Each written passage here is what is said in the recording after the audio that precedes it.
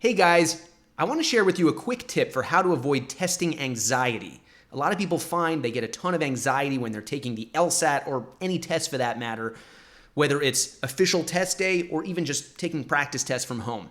People find that they start getting stumped by one or two or three questions, and then all of a sudden they start doubting themselves, they get in a mental rut, and before they know it, they bomb the whole test. And sometimes this rut can last a week or a month even. And it's very, very common. So the best way that I know of to avoid getting into this situation is borrowing a tip from the ancient philosophy of Stoicism, which basically says that the more ready and accepting you are for a negative thing to happen to you, the less of an impact that negative thing will have if and when it does happen. So how does that translate to us? The more ready and accepting you are for seeing questions that are going to stump you, the more you know that that's going to happen and the more okay with that you are, and the more of a plan you have for how to deal with it, the less likely it is to totally throw you off course and cause you to bomb the whole test.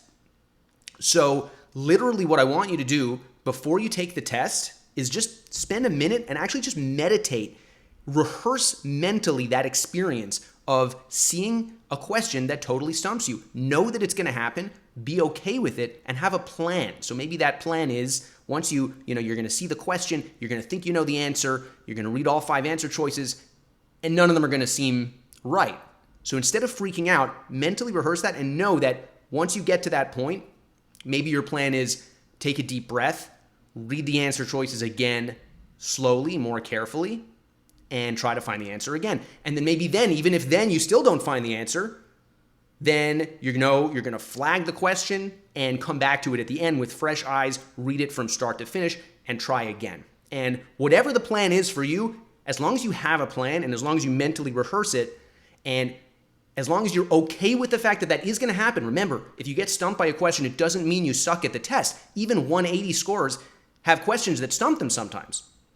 Right? So be okay with that. Don't freak out. Have a plan. Know what you're going to do. Mentally rehearse and visualize that plan and putting it into action. And I promise you that if you follow this, it'll be much less likely for that one hard question to turn into 50 hard questions to turn into totally bombing the test. So I hope you find this tip helpful. Let me know what you think in the comments. And for many more tips, tutorials, and explanations of official LSAT questions, head over to masterlsat.com. In the meantime, I will see you in the next video.